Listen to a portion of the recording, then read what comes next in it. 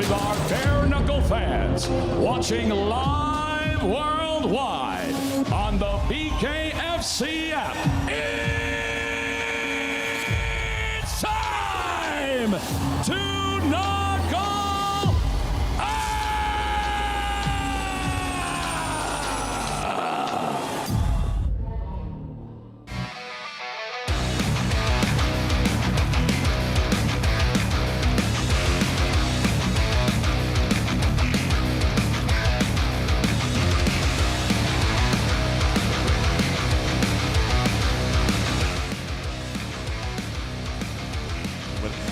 Whenever you're ready, Rob. I cannot bring the heat like Jeff Houston brings the heat. That guy's got it. But welcome, ladies and gentlemen, to the Bare Knuckle Show. We have an action-packed day for you in store. We're going to go over the weekend events, things that are just dropping on our lap today, like Jake Paul has announced his fight, Anderson Silva. That's made news. BKFC 28. We're recapping an action-packed night, some questionable, and some other fun stuff. We also have live with us today, Hart, Beltran. So we're looking forward to talking.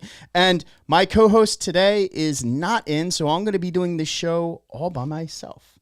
So stay tuned. This is going to be very fun, a little bit awkward. Hey. Who is it? Hello? Hey. Can you hear me? Wait a minute. If this is Lorenzo Hunt, I swear to God, I will walk off the show right now. Yeah, I'm Lorenzo hunting it. I'm Lorenzo hunting it today. Brian? Hey, what's up? It's Social. Hey. You can hear me okay. I know that. I thought you were going to be with me. I didn't know you were going to be in studio. I'm actually at the Bare Knuckle Beach House right now. Nice. I'm coming What's in. up, I thought you buddy? were coming here. Look, man, Bare Knuckle Beach House. Look at the nice art behind me back here. You can see it. But yeah, I'm here. What's up, dude? Good to see you. Yeah, you can't see the art. I thought you could. But so it's great. It's great to be seen. I'm happy to be here with you. Very excited. But Rob, I thought we could go body surf together or something later. I can't believe you're not here. Eat some Max Pizza. I'm in Wildwood, Bare Knuckle Beach House. You're there. It looks like you have a stand-in or something from me. It makes me nervous. It looks better than I do. Yeah, this guy's legit, man. I wish you could see what I'm looking at right now. We'll post it, though, for the fans. So a lot of great stuff went down, and I kind of heard you giving the tease. A stellar open to the show, Rob. You're very talented. You did bring the heat, and I think you did a great job bringing the heat. Well, I think the 3 seconds of awkward silence and nobody said go, I think that kind of tops it off. Yeah, definitely. It's not like we did a whole warm-up 5 minutes before where you knew exactly what to do. No, every other show you guys are, all right, in 5. You guys do the official thing, and I'm just sitting here. All right, you can go whenever you're ready. All right, let's go. The warm up, that is true. I could kind of hear them. I was trying to get ready to come in, and they went through it like 15 times, Rob. I'm just going to be honest with you. I mean, Lorenzo Hunt could take your job, and I'm just being honest with you. He could take my job. He could take anybody's job. He obviously invaded last week. We'll talk more about him hopefully a little later. That was crazy, uncalled for in my estimation, and he had a little heat with you, Rob. Have you guys talked since then before we get into this? I have not, and I haven't even spoken to Evan and Dave about bringing him in just kind of sporadically, randomly, or I guess interrupting the show. That's something for another day, but yeah, I'm looking forward to Quentin Henry dropping him. That's you put that on Facebook. That's unprofessional. I guess. What is professional nowadays? It's true.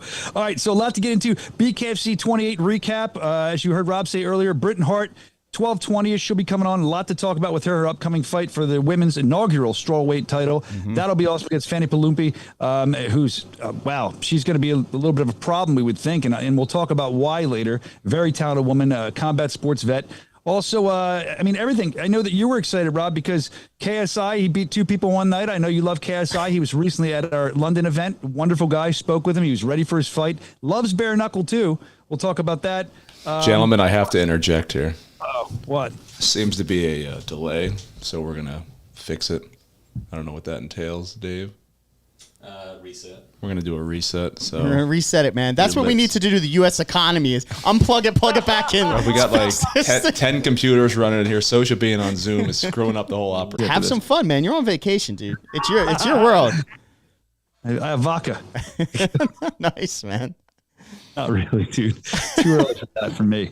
Do you remember in the old days where you could wake up in your 20s and just drink vodka, walk to the beach, and everything was great? Wake up, dude. What are you kidding? I barely went to sleep, maybe half an hour, and then I would continue drinking vodka. That's how it used to be in the old days, for days at a time. No more. Kids change that, man, and just being an adult. What are you drinking on? What do you got there? Is that some Nerd Focus? I got some Nerd Focus, man. I got some nerd focus. I got some nerd focus.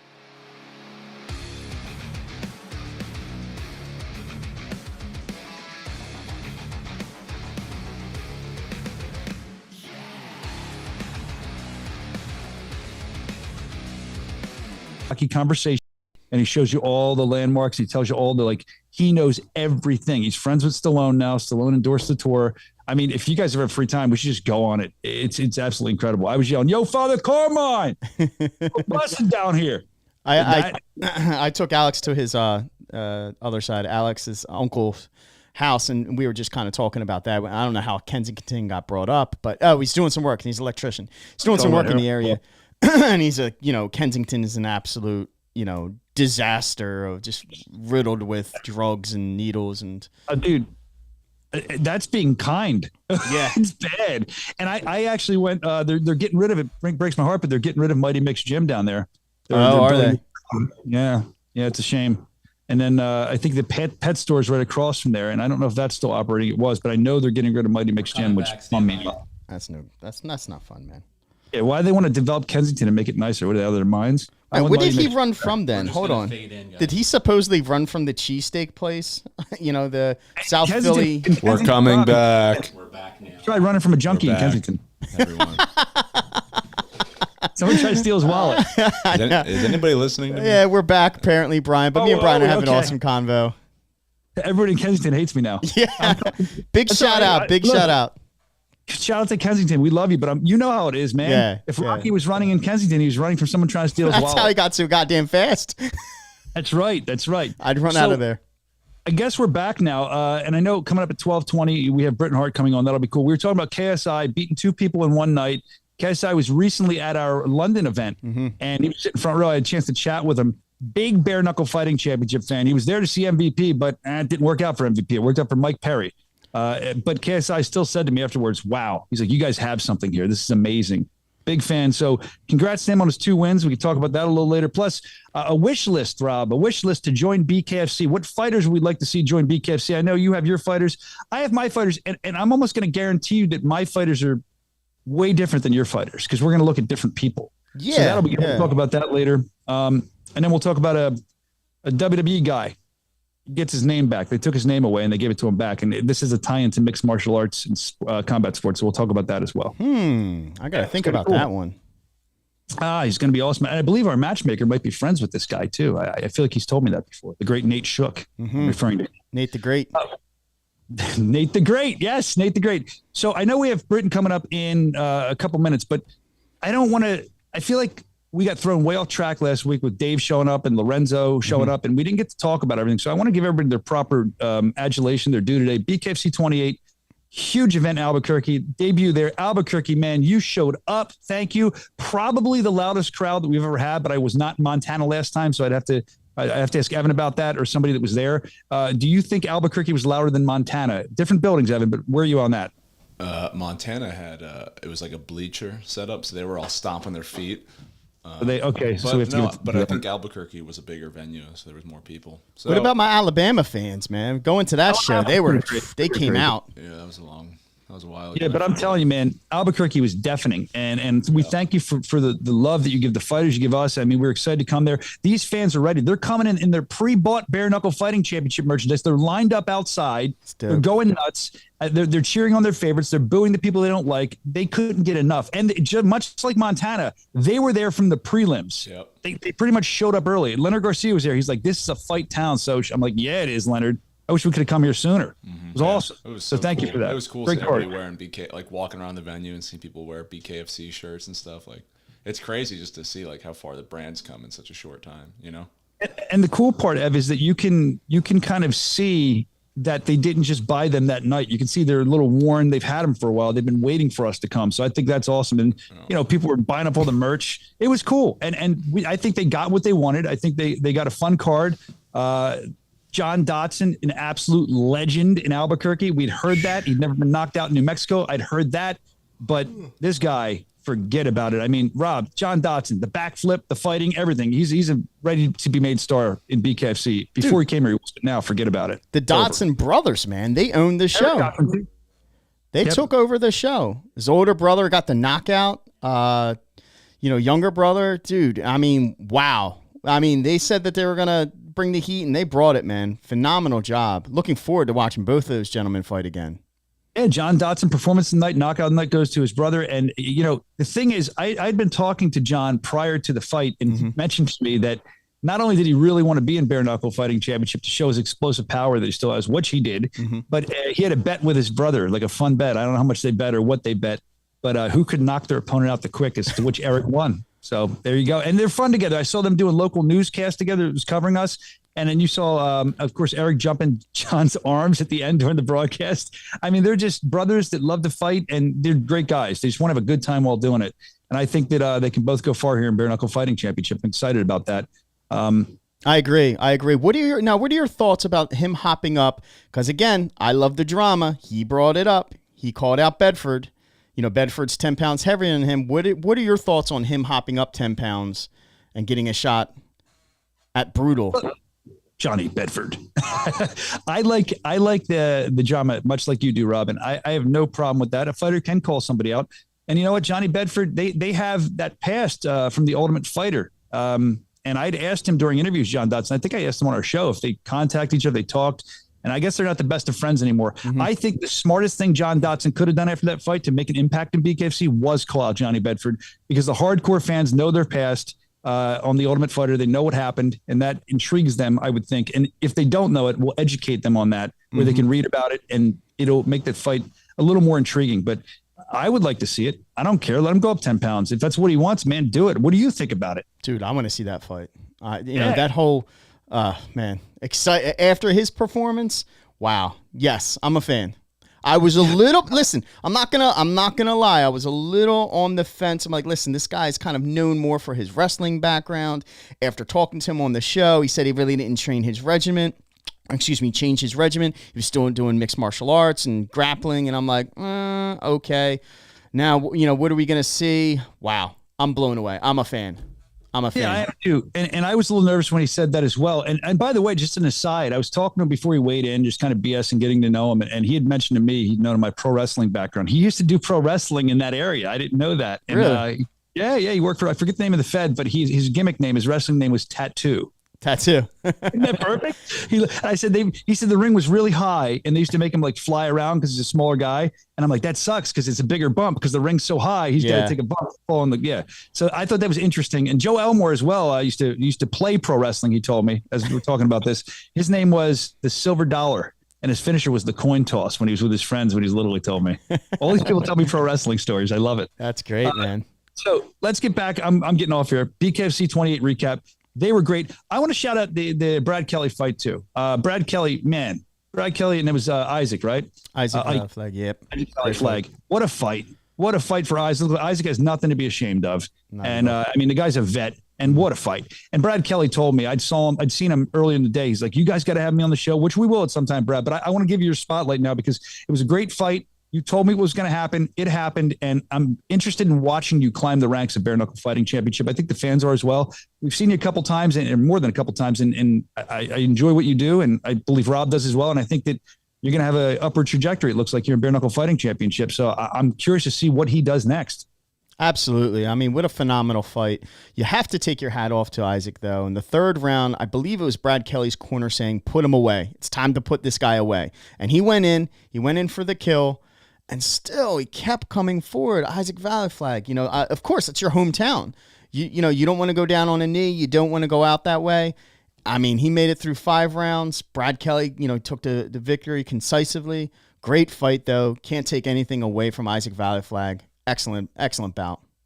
Yeah, I agree. And I think we always talk about in losing, you can win. I'm not saying this is one of those times. I'm just saying that Isaac Valley Flag needed a win or a hell of a fight like that. And that's what we saw. But Brad Kelly, he was the better man. You talk about the corner instruction. I'll tell you what, Rob, from being there live, I don't know how the hell you could even hear what your corner's yelling at you. That Albuquerque crowd was so loud, or I should say Rio Rancho Event Center was so loud. It was unbelievable. And I will say also, people, as I walked around the crowd and I was giving out free stuff and all, they knew the podcast. They knew us from this show. So thank you to everybody that watches it. Big fans there. I mean, I guess we can be big in Rio Rancho. That's awesome. I'm looking forward to going back there again. Let's talk a little bit we talked to co-main. We talked about a couple other things. Let's talk a little bit about the main event. Well, the topic everybody wants to. I'm going to pause on that really fast. One of the things that I also want to talk about is the live judging. So everybody actually can see how the judges are, how they're scoring the fight in real time. So I think that has really changed how the fighters respond after each round and how their corners are incorporating that information into it. It's like, listen, you're behind. Legitimately, we know that you're behind because it's transparent of the judging, and you're going to need a knockout or you're going to have to come up with something. So I thought that was really, really cool. I love how they do that there. I wish to see other states, other territories open that up as well. Well, I love when we go to Kansas because of the live scoring. I think that adds a whole nother element to the fight for the fighters and for the fans, for the court, for everybody. Everybody gets a different look at it. And I enjoy that as well. A little confusion here because I couldn't hear the broadcast and I'm not schooled enough, to be honest with you, to know this. Maybe Evan knows it. Maybe you know it. Maybe somebody else can shine some light on this. I thought that Kansas was the only place that we could do that. I didn't realize that there were other states that do it as well. Are there any other states that are doing that? And if so, do you guys know if we'll be doing that in the future? Because I'm a big fan of it. Well, it depends on the state. I guess Albuquerque did have open scoring. Yeah, I I didn't guess know. it's the athletic commissions yeah. that make those decisions, State by from my state, understanding. Yeah. No. I know that. I know they make it. I just didn't realize that there were other states that did it. I thought that Kansas was the only one, but I guess as we become more legal in certain states, we're going to see that popping up. Yeah. I'd like to see it more. I wish they did it. I mean, there's arguments for both sides, but I wish they did it all the time. I want to get the fans' take on it. Do you like it or do you dislike it? Let us know in the comments below. I want to follow up to that because I think that's a pretty, if you're in the corner and you know that you're behind, you can see it. It's transparent. Or if you're so far behind, is that like, hey man, there's no chance of me winning this fight. I'm just going to, get through it and call it a day. Or if you're so far ahead, you might not even go hard. That's the argument on the other side of things. Sure. But I don't know. I think I like it. I also don't. I'm not a gambler, so I don't know. But if you're a gambler, does that affect the gambling? Now, can you change your bets because you're seeing different. How does that work? I never even thought of that. The bets are locked once the fight starts, so you can't. I thought you could do live betting. I thought there was live betting. No, too. up until the fight starts. I just caught a fly with my hands, like Mr. Miyagi. Sorry, ADD. Oh, there's a ball. Pretty big deal, Rob. It's a pretty big deal, man. Yeah. But yeah, so no, it doesn't affect betting because like if you bet, you can't bet once the first bell rings. Basically. I thought there was. No. After like a certain time, you can still change your bet. No, because there's delays, between the broadcast and there could be a 30-second delay or something. Hey Rob, I'm a roulette guy, dude. That's it. it's red or black. Hopefully, it gets my color and it's green like 99% of the time. But main event, man. Let's do it. I think there's a lot to unpack here. There is. Let's check with the producers here because obviously I'm not in studio. I know 12:20 we were supposed to have Brittany. She's not in the waiting room yet, so go ahead. All right, just keep me updated, and we'll get to her when we can here. But the recap, a lot of people are waiting to hear about our feelings, BKFC's feelings on the main event. Taylor Killaby Starling, who was the challenger, going after, of course, Christine Misfit Free in her first title defense, trying to win that title. And a lot of people were psyched up about this fight. We had spoken about it. I had my thoughts on it. I have my thoughts on it now. I know, Rob, you have your thoughts on it. I want to hear everybody's thoughts, but I'll start. I'll say this, and I haven't really thought how I was going to put this into words yet, so I wanted to come out correctly. During the fight, I was excited. And let's be honest, I respect and I like both women. They're both talented in their own way. And Taylor brings a good vibe, too. Taylor's always a good person to be around, as is Christine. So friendship with both of them, I think they're both great. That's always hard to watch, that kind of fight. But I was shocked. That it ended so quickly. I think a lot of people were. But should we be? I mean, we know when the Misfit's ready and she comes at you, we know how hard she hits. We know what she does. And while I was sitting there, I kind of got angry for a second. I'm like, what? She's quitting? This is, I think a lot of people felt that way. But then really quickly, I said to myself, wait a minute, Brian, you would have quit too. I'm not a fighter, but I probably would have quit quickly too. Maybe I'm a wimp. I don't know. Or do we respect her for knowing that she wants to live to fight another day, knowing she can't take that damage, knowing she's in over her head? Like, what does she do? She yelled at her corner. She wanted to quit and they must have told her to go back, and she went back and she fell again. I mean, who knows better than her? I guess the corner's trying to keep her motivated. They say, no, you're making a bad decision. Go back and fight. But who knows better than the fighter in the ring, right? So that was my first thought. And then I just thought to myself, man, she's got her kids watching her. She's worked her ass off for this. She's been in the gym nonstop and she quit. So if she quit and she's sacrificing all that, it must have been time in her mind for her to quit. Now, do we want to see that? No, we don't. But she put all that work in for that, and she quit. So I can't be mad at her for that. I just, maybe you can, I can't. And I also think that knowing that she quit, she was going to get flack from everybody, and she's getting flack from people. It's a lot going on. She was yelling at her corner afterwards. I saw that. But the one thing I really want to really point out here is that I respect Taylor Starling. Here's why I respect the Killer Bee. And my respect means nothing, but I do. Because she stayed in the ring. And I respect Christine, too. She said, keep your chin up. Christine was motivating her after she beat her. That's a true champion. Now, Taylor stayed in the ring and did the interview. I'm not going to mention any other names, but there's other people that when they lose, they storm out like babies. Ooh, shots fired. I love it. With you. Taylor didn't do that. She didn't. Taylor stayed there. She knew that she quit. She probably felt like complete shit for what happened. And she gave that interview, and she gave props and respect. And I respect you for that, Taylor. And I just think it's a great thing, because I believe in losing, especially the way she lost. You could kind of get out of there and just take the easy road. She didn't do that. So I have a lot of respect for Taylor Starling for sticking around and doing the right thing. That's my thoughts. Sorry, Rob, I rambled, but I've been thinking about this for days. No, man, that was congratulations to the Misfit too. She's amazing. No, that was great insight on that. And I know Britton's about to hop in. I'll give my quick 30 seconds on this if I can. I'd love to. I've said it before, I'll say it again, and I'll always say I have the utmost respect for anybody who steps in any combat sporting ring. Much respect. You're very brave. You're putting your life on the line. You've trained extremely hard for that. I give the utmost respect to Taylor Starling for doing that. Where I think that her corner may have failed her. I think that she should not have taken this fight. She went seeking this fight. Could understand turning down the fight. I think Christine has a deeper pool, a deeper background, just more experience in fighting than Taylor has. And I think this was so premature that this fight should have never happened. So she should have never been in the ring at that time in her career. But it is an experience that she said she's learned from that. She's grown from that. I didn't see what they may have been working on. Maybe it was just too fast.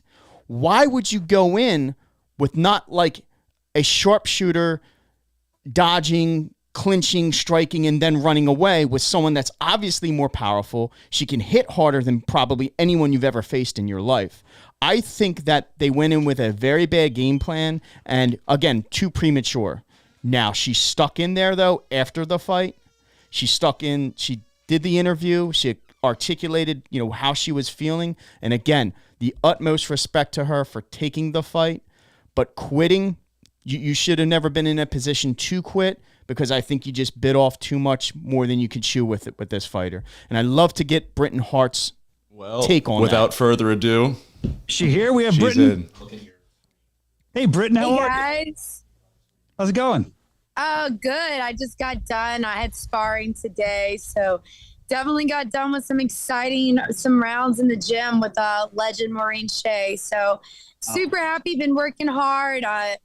Just have fighting in the blood right now. So I don't know, like super amped up. You sure do have it in the blood right now. And we're going to talk about your fight. We're excited about that. Now, Rob and I, as you came in, I don't know if you heard it, we're talking about the fight from this past weekend. I kind of caught some flack a while back.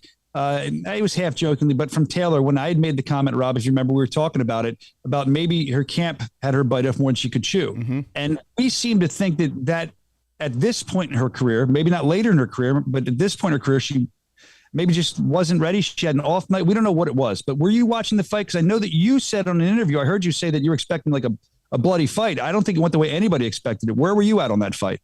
Yeah, no, I told everybody, it's not going to go out of the second round.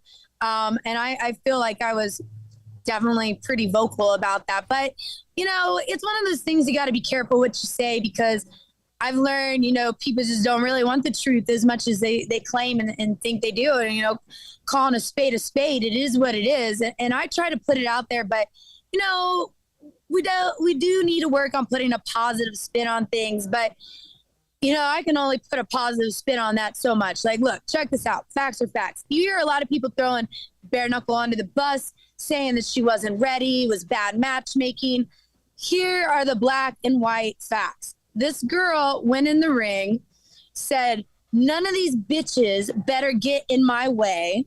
She grabbed the belt from Christine during an interview, and she even put publicly that she wanted to fight for the title, but BKFC said she was not ready. I remember seeing that post, like, BKFC is telling you you're not ready for this fight. It's for a reason. Listen to them. Because if your own promotion and you're somewhat of a golden child and claiming to be the face of BKFC, then you should probably listen to them, and you're not ready for the fight.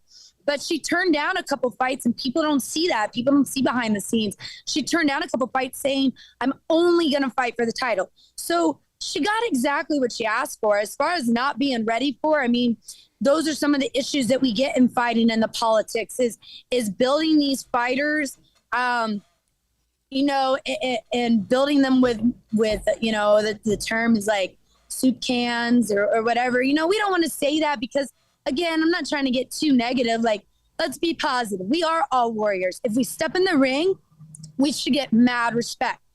But the essence of being a fighter is not quitting. The essence of being a fighter is when your back is on the ropes or you're knocked down, you get back up and you fight. Mm-hmm. Like, that is the essence and true being of being a fighter. So with that being said, I feel like, you know, the ref is in there. You know, you get refs stop the fights all the time. We hear a lot of like debate, oh, the refs stopped that too early. You know, the refs are trained, you know, properly and stop the fights if it looks too much. And I don't know. I think that I just look at it on one point, you know, when you love somebody and you love something so much, sometimes when you're, you know, you feel like betrayed by them, it kind of comes out a little more aggressive. I'm definitely a little more biased with my history with some of these girls in BKFC. But, you know, someone sent it to me. It was probably the best saying ever. You know, if you're going in there to fight for your family and to put food on the table, like, I have a special place for people like that in my heart. Don't you dare talk shit about them. They're going in there to do what they can. Yeah, they might look like shit. Yeah, they might not have the right training. Yeah, they might not be ready, but they're feeding their families. They're supporting their families. They are warriors. People that go in there and get knocked out, whether it's the first round, it doesn't matter. They went in there and they freaking tried. If the ref comes in and stops and said it was overwhelming, they tried. They tried. That's all you can possibly do, and try.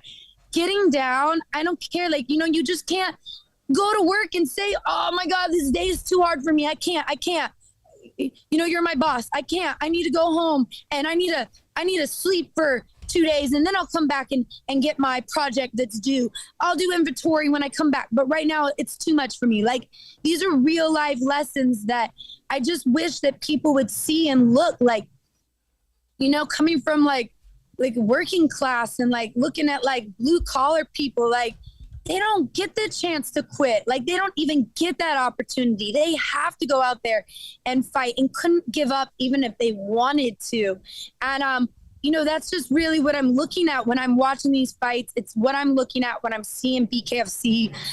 It's why you hear me be so adamant about BKFC and representing them when like these UFC fighters come in.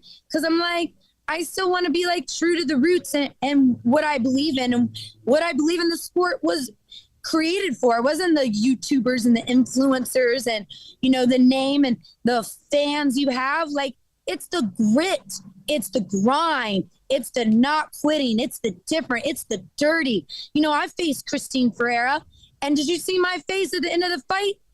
I had cuts on my face. I have scars on my face from that fight. You know, how fair is it for me having to stand in there and get my face permanently stitched up and then see somebody, she doesn't have any stitches, you know? They don't, like, I don't know. It's just, but going through positivity and going back to it, you know, yeah, you showed up and stepped to the ring. Great job.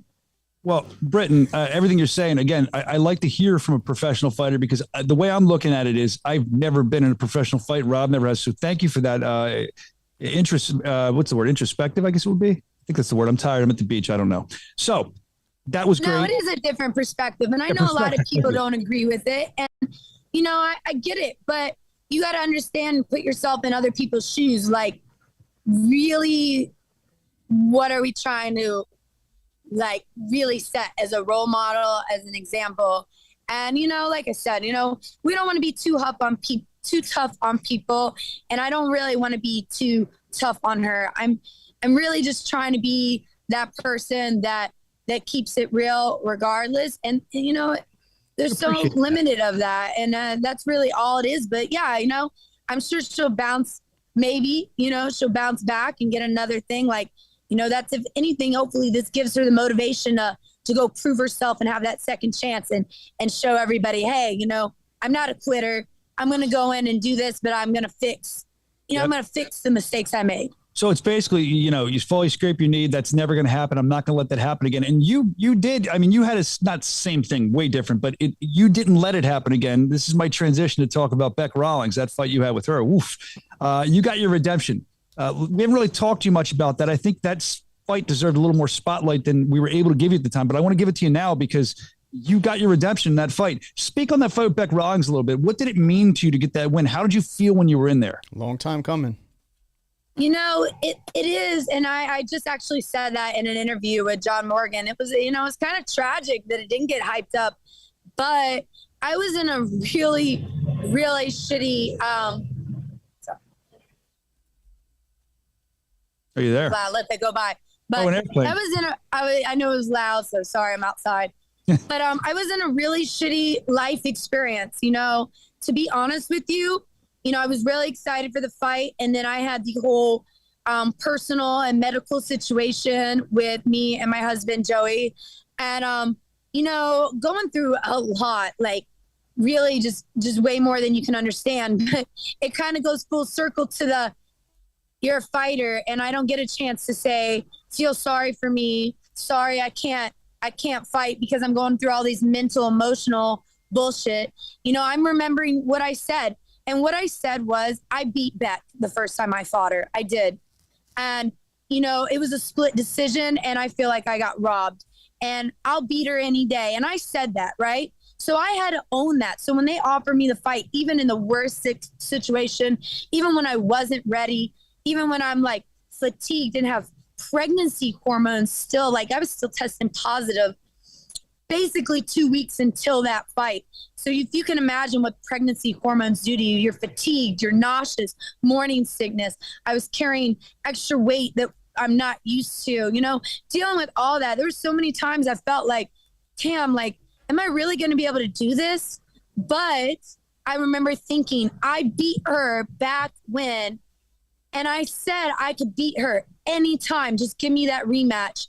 And there it was. And, the whole motivation with the whole movement, the jab and stick was stemmed from the shit talking on her end, saying that I don't have the skills to beat her and that I just hit the panic button and I'm too wild.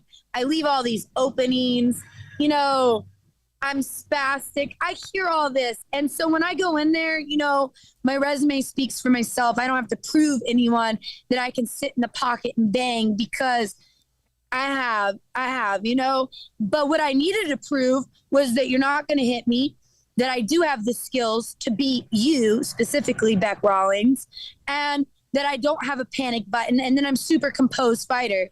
And I really did that. And I'm super proud of myself all the way to the end. I feel like at the end, she kept calling me a pussy and chicken shit and bitch. And after about the 10th time of hearing I'm a pussy and I'm a bitch, those are still fighting words at the end of the day. And so I did kind of lose a little bit of my composure at the end, which I'm super, sorry and apologetic for to my fans and people that don't like that behavior, because I do want to keep it a sport and I do want to keep sportsmanship. But, sportsmanship is not talking shit, period, not putting anybody down, not stabbing them in the back and not shit talking. Sportsmanship is saying, hey, may the best woman or man win. No shit talking before the fight. Go in there, be stern, bang it out, and then shake hands after. Like, that's the sport. But when we say extra stuff and do extra things, that's when it becomes more personal and not business. So, overall, I am super happy about the Beck fight. I said it, you got to walk it like you talk it. As well, you should be. Great performance by you. with the Beck fight, I'd imagine, like you're saying, you brought it up, and I think I talked to you privately about it, but I want to say it publicly. As you know, we stand behind you. We're very sorry for what you were dealing with. I can't imagine mentally, physically. So do you think that being in that fight, having something else to focus on kind of helps you get through that, or is fighting helping you get through that, so that you can kind of look and train and focus on all that and try to kind of leave the stressed out and the sad stuff and the stuff that's making you feel horrible in the background kind of thing? Yeah, I mean, that's exactly what it is. I mean, that's why I'm so passionate right now on what just happened in New Mexico. It's why I'm passionate on every little thing that's said to me and told, because I hold that, so dearly, because life is hard. Like, outside of the ring is hard. To me, it's harder than fighting. Like, fighting and going in the ring, having that focus and that competition really kind of is a distraction from how tough real life can be. And, it's so crazy when you see people that get like similar opportunities and they just don't know what they have.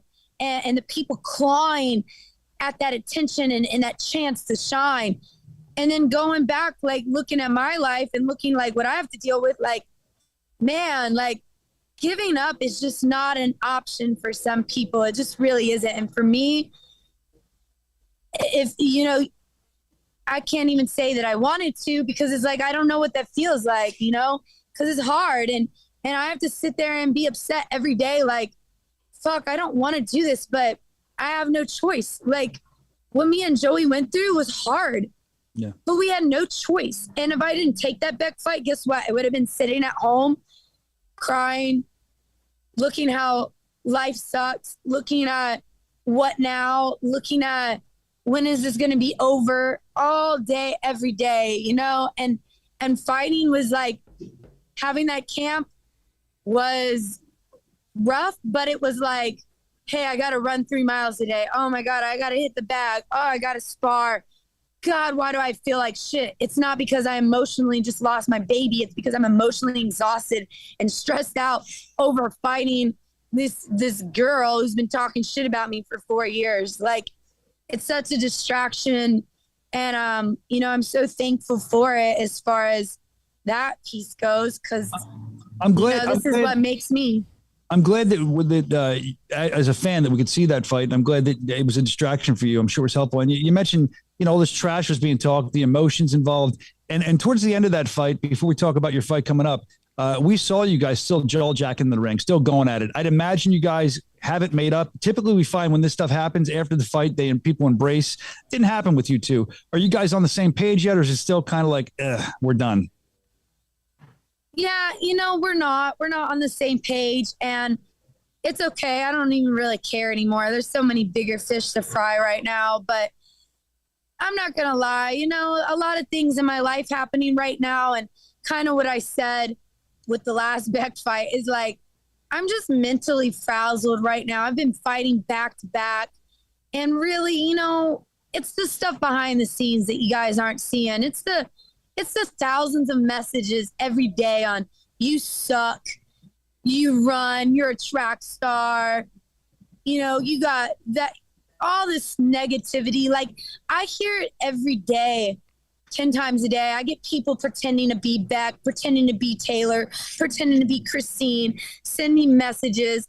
I have, I'm not going to even go there right now, but I have some of these fighters that you guys think are so classy and so great that are going and calling my husband's friends, our husband's ex, my ex, all these personal blows, and they're calling them saying, trying to start stuff. So like the mental warfare. What fighter? I missed that name. I'm sorry. Which fighter was that? Rob wants a name. Yeah, no, I'm not going to go there right now because I have a fight coming up, and that's what's important. Absolutely. And honestly, that's why I'm just out of it right now. Like, you guys just aren't seeing and getting the shit behind the scenes and the stuff that I'm having to deal with. And then I'm not being petty like right now and exposing it and putting screenshots and telling like the things that are happening. You guys just aren't seeing that. And that's really kind of like something that I'm trying to stick by is like, look, I'm not out here for my haters. I'm out here for my believers, and I really just don't have time for it. So the same thing, like Beck, if you want to be a hater, that's okay. Be a hater. You know, I'm really looking for people to give me my props, like Paige. Like, let me just say that. Like, I don't hate everybody I fight. I don't hate everybody in BKFC. Like, let me give her a shout out. All I want is respect. At the end of the day, I want you to respect me. And when Paige said in her post-fight interview about wanting a rematch against me, she was like, I don't deserve that yet. You know, Britain did awesome. That's all what I want from the fighter that I'm fighting against. You know, Pearl. You know, I don't like her either, but I can appreciate she posted a picture and said, my fight against the top-ranked BKFC fighter. She might not like me, but she showed me respect there, and I'm super thankful for it. So what Beck did after, she didn't show me respect. She said I was chicken shit, and then I'm a pussy, and then I ran. So, yeah, I don't like you, and I never probably will until you give me that respect that, wow, Britain has gotten better. Yeah. You know, that's why I take a chip on my shoulder when you're like, Britain's still the same fighter. She sucks. And it's like, wow, like, if you can't see that I'm fucking sacrificing and working my ass off every day to prove you wrong, and then I do it, like, give me some respect, guys. It's just getting old. It really is. It's getting old. And, you know, I'm trying to see, like, the things in life, like, keep your circle small, because I love my small circle. They really got my back. Britain, you're talking about, you know, you're not getting the respect. First of all, I do respect you. I think you're one of the most toughest, one of the most fun fighters to watch here. And we're excited to see your fight coming up. And I just want to shout out, I don't know her name, but I know you know her. There's a little girl that's your biggest fan, and she looks up to you. She comes to all the shows you're going to be on. She comes with her father. She's pumped. So I just wanted to shout her out. Let you know there are fans out there that enjoy what you're doing. There's probably fighters out there too, but it is what it is. You're pretty good at, seemingly good at kind of putting the blinders on. I know we've spoken about that before too, and keeping that chip on your shoulder to help propel you. Last time we talked, I remember you telling me, this is crazy, so crazy. I remember you saying you're going to take a little break, take a little breath, maybe because of the emotions, maybe because of everything going on. And now, boom, here we are again. You're fighting for a world title coming up. Main event on September 10th. Yeah, I know. And that's why, you know, big shout out to my husband, Joey, because I told him, I said, look, I know it's been rough. It really has. This has been a very, very rough, tough year. And I'm like, look, after this fight, I just need to prove everybody that I can beat this girl. Let's go home. Let's take a break. Let's come back 2023 and be bigger, better than ever. I feel it. Like, it's going to be great. But we need a time to mentally decompress. 2 weeks. 2 weeks, and we get a call, and I'm like, oh my God, I can't do this to my poor husband and be like, oh, we're taking a break. And then 2 weeks later, no, actually, psych, just kidding, we're back in it. But I asked his blessing, and I was like, dude, this is for a title, and it's in my weight class. Like, what? This is what I've been dreaming and asking for. Like, you just cannot turn down no matter what. Like I said, I don't have the ability to quit, even when I say I'm going to. I just can't do it. So we made that jump right away. We took our tails right back down to Miami, and here I am every day busting my ass. And you know what? I can say honestly this. I wasn't happy. I really wasn't in my last fight camp. I was actually really miserable. But this fight camp, I really have to say, I found out that I love fighting. I love it so much. And the people that it's brought me to, and what my eyes have been open to this last couple weeks, I love fighting so much. I love where I'm at so much. You know, a lot of times we want to give up, and we're like, why do we do this? Why am I here? Like, this is too much. And I'm telling you, this fight is like totally reamped me. And the fact, like, I'm not sitting here saying I want to take a break. I'm like, dude, I'm ready for this fight in September 10th in Montana. I'm in the gym. I'm laughing and smiling. I'm doing exactly what I love. I have better energy this fight. And, man, I'm just really, really happy. I really am. So, I mean, you love fighting. I can tell you love Bare Knuckle Fighting Championship. There's never a question in my mind. I've said that privately to people behind the scenes, that you're like the gatekeeper. I think I've said it on the show, too, for Bare Knuckle Fighting Championship when women come in. You'd mentioned that earlier with UFC fighters. Fanny, Fanny's a different kind of fighter. I mean, she's 1-0 in bare knuckle right now. She is the BKFC Thailand strawweight champion, but this is going to be for the BKFC, the main world title. If the inaugural one, if you can win this or whoever wins, that's what they're going to get. Now, when I look at Fanny's record, 1-0, okay, that's good, bare knuckle in Thailand. But I mean, she's had so much more fights than that. I'm sure you've studied it up. She was a Muay Thai expert, 67 wins, I think 23 losses, I think that's what it was. Maybe one draw, if I can remember. But when I see Muay Thai on someone's resume, I know how tough Thai fighters are. And I automatically go, oof, this could be a stiff challenge. I'm sure you're not taking her lightly. No, honestly, I do want to say, like, big shout out to BKFC Thailand, because I watched that fight because I kind of was like, wait, I thought I knew everybody in BKFC, but I was wrong. I don't. And I watched her fight, and wow, it was a really awesome fight. Super entertaining, very skillful on both girls. Yeah, it was a split decision, tough fight, constant action. I was like, oh my God. And then I did some further research and just saw, like, again, like, yeah, I have experience, but I have like 11 boxing fights, and this will be my 9th bare knuckle fight. So really, I only have 20 fights experience. You know, I didn't do the amateurs or anything like that. And we won't talk about the streets right now, but 70 Muay Thai fights, like, or, 70 plus 80. I don't even know. That's so much. Like, I don't know how she keeps track, but that's a hell of a lot of experience. And, I just noticed some few like character things about her, like being from Greece and moving to Thailand. It's something that's a sacrifice, and, something that, again, people don't see and notice. Like, when you leave your home to go train for your craft, that means you're dedicated more than I can say. Like, it's not easy. If people think my life is so glamorous because I've been in California, I've been in Vegas, I've been in Miami, it's not. It's a sacrifice. It's really hard to move to these meccas where fighting is huge, and leaving the things that you're comfortable with and know, like, it's a huge thing. And she did that. So I just respect her a lot. I think that she's, I don't really know her personally, but what little I have seen, I think she's a true fighter. I think that she really, gives it her all. I don't think she's coming in there to lay down. And so somebody like that is almost more dangerous than these UFC people or the people with experience, like a ton of experience, because they kind of get like egotistic. They kind of get like, oh, I've done this. I'm the god. Nobody can beat me. Fear me. When you get to that level, it's like the people that are in the shadows are the ones you got to be scared of. The people that make the true grit sacrifices are the people you have to be worried about. And I feel like, again, I don't think anybody knows myself better than I do. And I know I have everything inside me I'm willing to die for this. I literally go in this ring that you've seen people die in.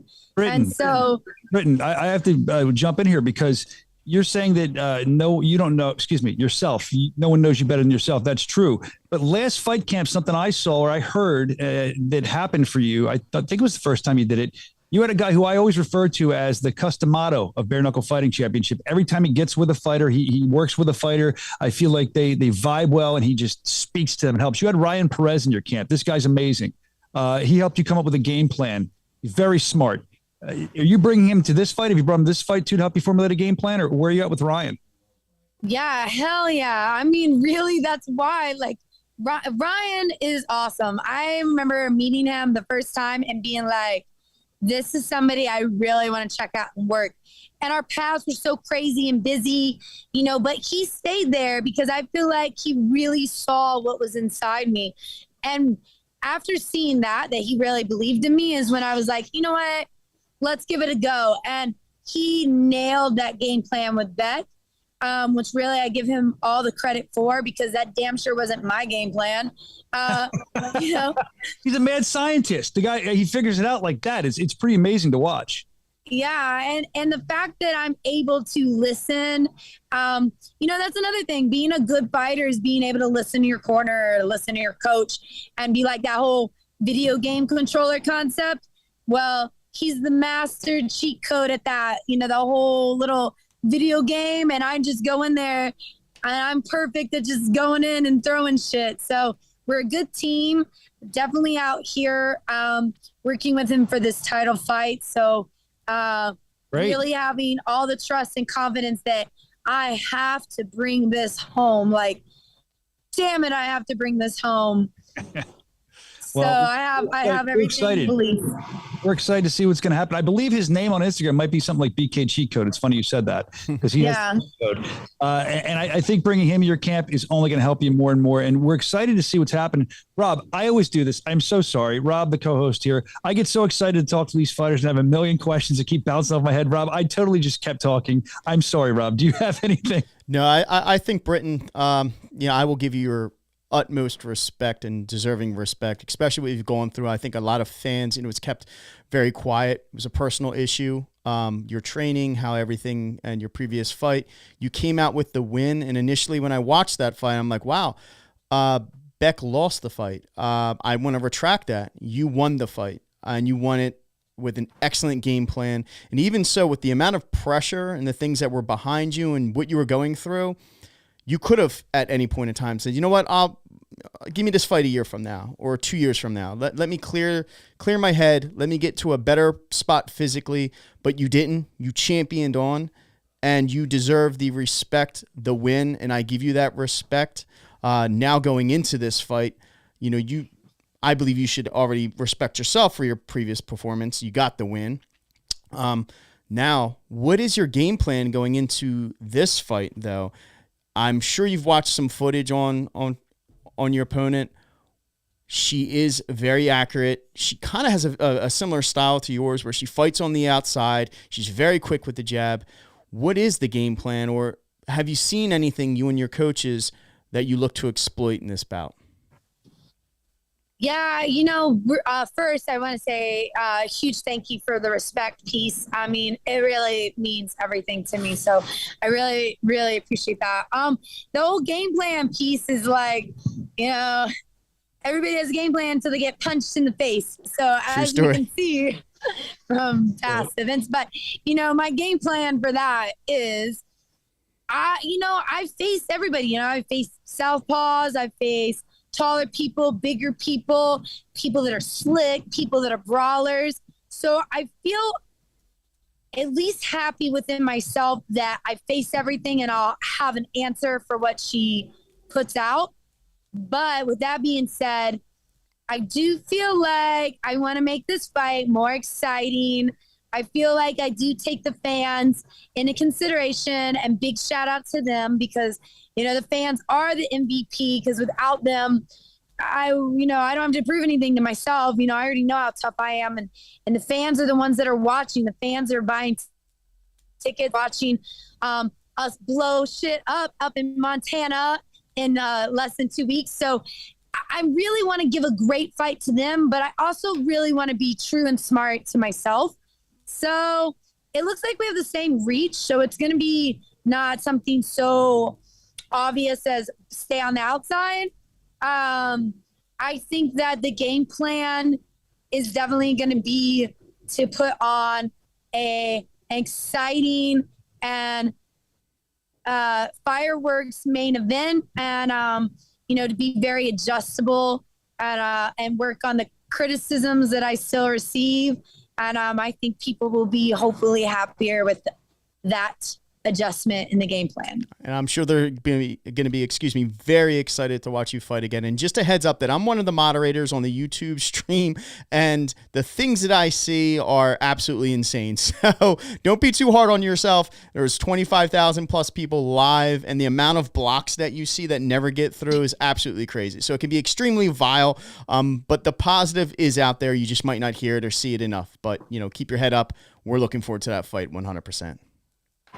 I bet. Thank you, guys. Yeah, I think I'm just like, my worst critic, and I really have to learn, and this is advice to everyone. If I could give advice to any fighter, like I'm still learning it myself, is like, you got to take it with a grain of salt and keep moving. You can't get hung up on everything, and you definitely can't make everyone happy.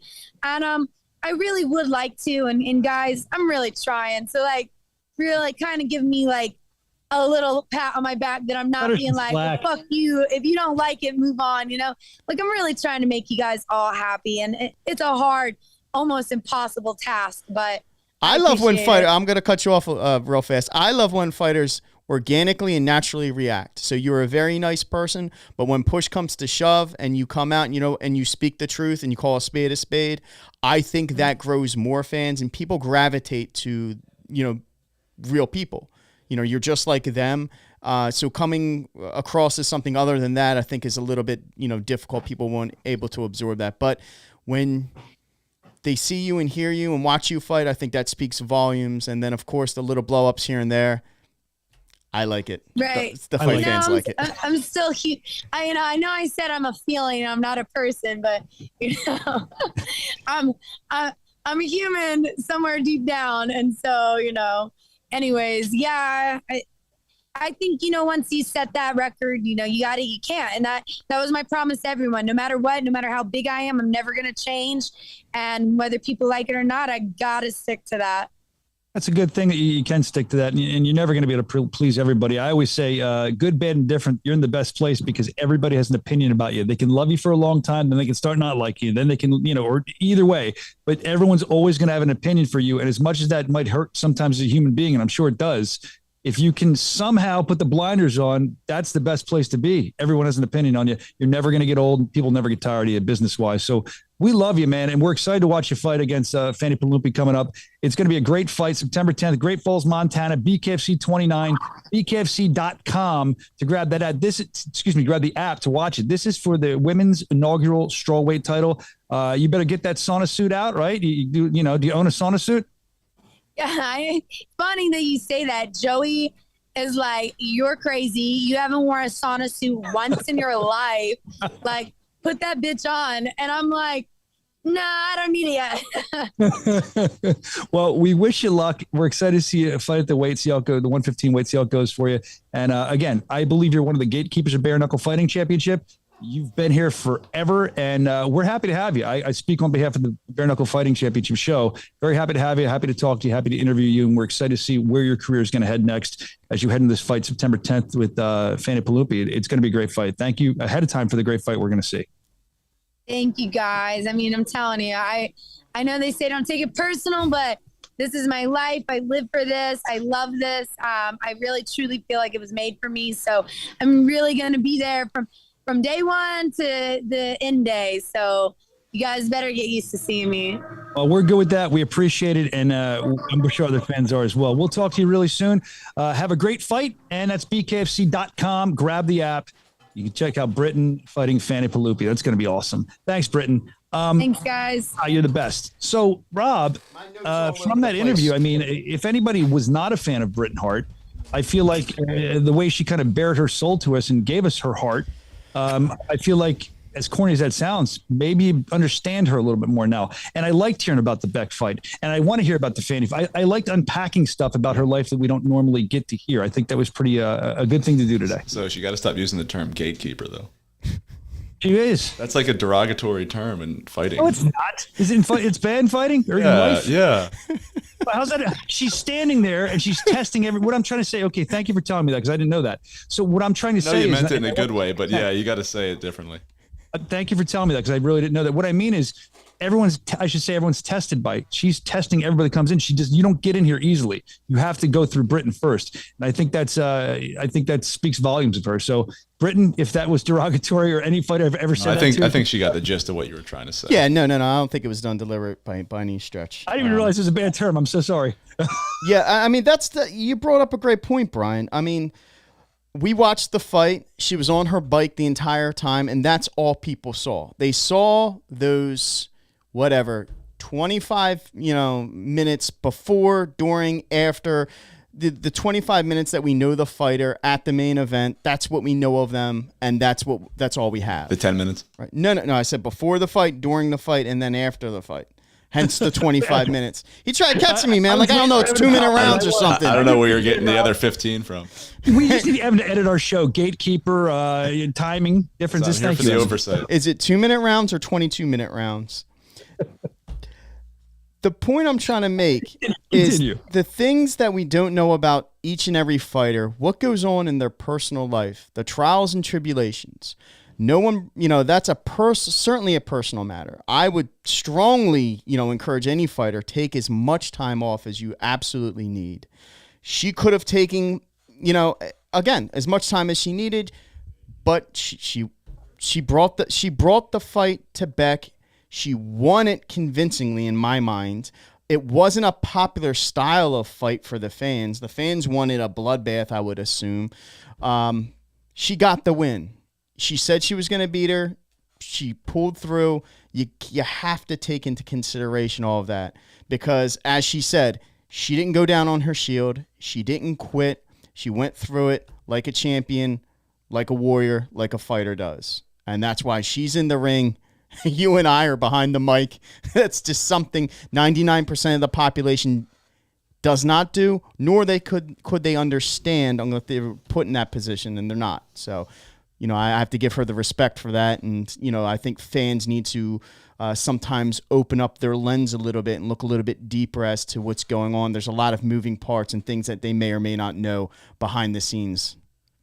No, I agree. And we're privy to that sometimes, but we don't even know. And, I'm the one doing the interviews and doing the ungloved pieces with evidence stuff. And sometimes we don't even know. They don't always show us that. They show us a lot, but you never know what's truly going on in someone's life, as they say. Sure. So that was a really good look at Britain. I'm really glad she came on. I'm very excited about the fight. Also in that card too, Joe Riggs, man, he's coming back again. Joe Riggs going to be taking on D-Day Dyer, Josh D-Day Dyer. That'll be a fun fight to watch. I want to see how Joe attempts to come back in his area, in his town, after the crushing defeat from Lorenzo the Juggernaut Hunt last time. He's got to be coming here looking for redemption, showing his town, this is what I really am. Don't judge me on my last fight. This is a must win. Joe's not getting any younger. He's got a deep pool of fights behind him. He's coming off of two unfortunate losses. Again, the Hector Lombard thing. And when we go down that road, I think he won the fight. He should have gotten the W for that. But it's still an L. So he's coming off of 2. But this is his backyard. Josh is a very strong opponent. Both of them have fought Lorenzo. Obviously, both of them on the losing end of that. But this is an exciting bout. This is going to be fireworks.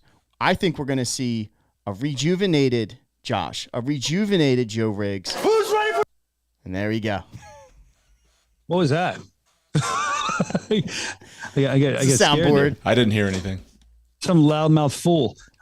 So yeah, I'm excited for that. The whole card, Kai Stewart coming back. He's huge in that area. Young guy coming up. It's going to be a great card. Evan kind of said this, you're seeing the brand expand. We did great in England. Then you saw us, of course, this last one, we were just talking about Albuquerque. We have the Thailand show. Boo cow! That's coming up, man. I can't wait. There's so much. And now we have, as we roll into Great Falls, Montana, a fight town. And it's going to be loud. It's going to be crazy. We're very excited about all this. There's a lot of good stuff going on BKFC right now. BKFC.com. Grab the app. Rob, we're running short on time. Couple more things to get to before we get out of here. We promised people that we would talk quickly about who's on our wish list. Who would we like to be signed to Bare Knuckle Fighting Championship? And I know you have someone. You could go first. I'd love to hear. Yeah, I want the fans to go first. We're going to read the comments. We're going to circle back next week. Please drop your 3 favorite wish lists of active people right now, not in the history. We don't want to see Abe Lincoln in here, but your 3. I want to see Abe. Yeah, it's got long reach. What was that? Fight Club? Your top 3 fighters that you would see or you'd like to see in BKFC. So, my top 3, my very first one, very controversial person, just got banned across all of social media. He's making headlines. He called out KSI, Andrew Tate. Andrew Tate, I would like to see him in BKFC. He does have a professional sports kickboxing background. I would love to see him come to Bare Knuckle Fighting Championship. That's mine. So we'll shoot to your... We'll shoot to me? Top 3 for me. I'll start with my first guy. We've heard about it. I've seen rumblings about it online, but I want to see Tyson Fury. That's my number 2, man. We're thinking the same. I wasn't going to say it one first, but I figured you were going to say it, so I want to get to it first. Tyson Fury, because it's good that was your number 2, because we both agree. Obviously, I bet you some fans are going to say that too, because this guy, he's a Gypsy King. This guy doing bare knuckle would be right up his alley. I would love to see it. Yeah, I mean, nothing gets more organic, original, having him hop into this. This is like a family affair. He would be an amazing fighter on it. How about a shred of realism here? Hold on, I just want to say one thing, Evan, really quick. Plus, we have these heavyweights. The division is just stacking up. You got he commented realism. Does he not think Andrew Tate would come to BKFC, or do you don't think the fighters? Andrew Tate maybe. Tyson Fury, come on. This is our dream list, dude. Let's change it to people we could actually see. All right, All right. Ready? All right, who you got? Who you got, buddy? UFC just lost Shane Burgos. He went over to PFL. Shane Burgos, his entire style is stand up and bang. That's all he did in the UFC. He was a heavy hitter. He's explosive. I think he would be a perfect fit for BKFC. PFL, he's going to be, just hanging out with all the other MMA guys again. I think Shane Burgos needs to get his ass in bare knuckle. He'd be a superstar. He would dominate, and he'd be a champion. What's his weight class? Oh, geez. He's a 45er, I think. Let me double check. I feel like I should know this. But continue. All right. I'm still giving my dream list. I don't care about the realism. Yeah. Wait, I'm a pro wrestling fan. I don't like realism. You know that. Yeah, we can wish. Did I say that? Yeah, he's a 45er. 145. Yeah. I love this graphic. I can't see. It's great. You see Hey, this I'd love graphic? it. Hey, I'd love it. I'm looking at the screen talking to Brian. Let's see what Tyson thinks. Tyson, would you come to BKFC? He's not talking. Only to Must be kick your ass, negotiation. Sosha. Thanks for that, Evan. All right. So you said Tyson Fury was your second, Rob. We spoke about him. Who would be your third be? Listen, I know he's a little bit on the older side. He's had a plethora of different bouts, but man, Wanderlei Silva. I know there was discussion about him in the past, but the dude from Pride, he just swings for the fences. He's got so many memorable fights with so many other memorable living legends. I would love to see Wanderlei, and that rounds out my three right there. All right, I'm gonna give my second one. I'm sure Evan's gonna just shit all over it, but this is just because he's such a monster. Anyone that knows me, these are the easiest picks for me. Mm-hmm. He's such a monster. I'm not saying he's the best at stand-up or anything, but it's just a monster who would bring us so much publicity if this happened. And again, this is a wish list. I'm not saying it's going to happen. I would love to see Brock Lesnar come in. I think that the publicity that would get us, and just to see him massively doing a bare-knuckle fight, he's just so massive, would be huge. And I'm going to give you a layup. This is a side one. It's not my third one, but there's a guy that we're talking to currently re-signed with WWE, Killer Cross, Karrion Kross. This guy, he grew up doing fighting and he fell in love with wrestling. I thought we were going to sign him to pull back the curtain. We were so close to it. He mentioned this in an interview recently, but then when Vince McMahon left WWE and Triple H took over, it's Triple H's boy, he got signed to WWE right away. Now he's top of the card. But I think he could have done some damage. He was dialed in. He was ready to go. And the guy, his father's a coach in fighting. Like, he's really grown up in fighting. I think that would have been a fun time to watch him fight, not even because of the publicity it would bring us. That would help. But I just think he'd be a good fighter, and he was really ready to do it. And then I might as well give you my third one. It's another wrestling guy, former MMA guy. I'd love to see Matt Riddle. And the reason I'm bringing him up is we talked about this at the beginning of a guy in WWE that got his name back. They were just calling him Riddle. Now they're calling him Matt Riddle again. Matt Riddle, a guy that was on The Ultimate Fighter. I think they gave him the nickname Chipper because he always seemed happy. Little did they know he's probably just stoned because he seems to enjoy that. But Matt Riddle, top in WWE right now. He was on, I think he had a 4-fight win streak in UFC. I think our matchmaker, Shook, might have been friends with him. I know he trained in the Allentown area for a while. I know he trained to be a pro wrestler in Jersey.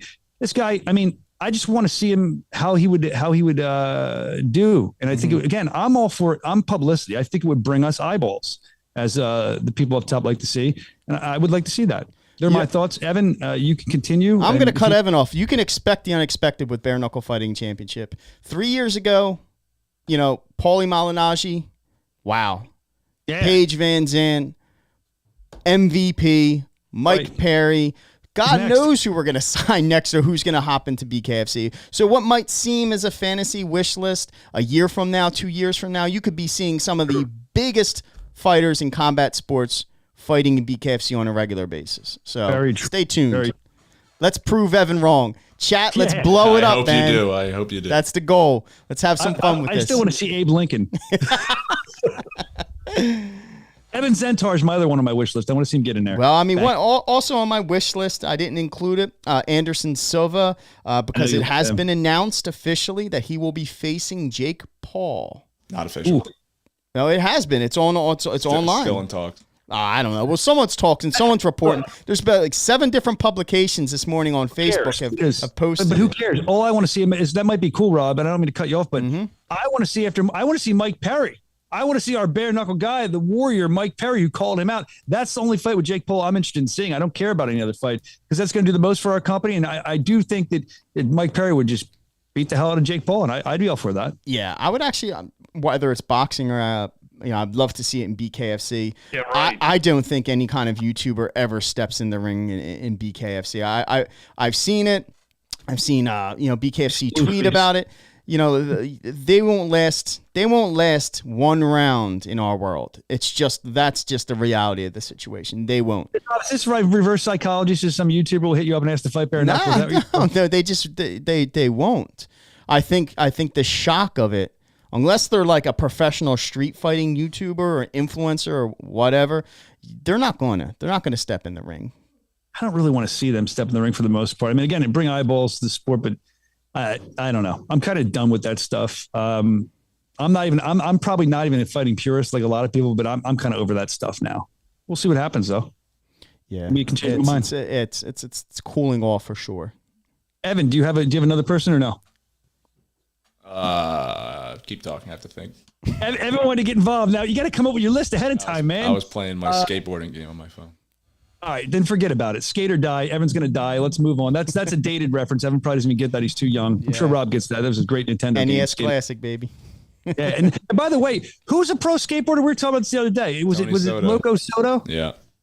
Not a pro skateboarder, but he's a big skateboarder. No, he was a pro. He back was? In the day, yeah. Wow.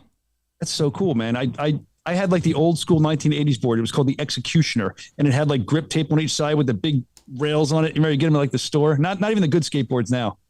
Good time. Tony Loco Soto, Loco for he lives by that name, man. That dude is crazy. Had one of the craziest, if not the craziest, weigh-in I've ever seen and or heard.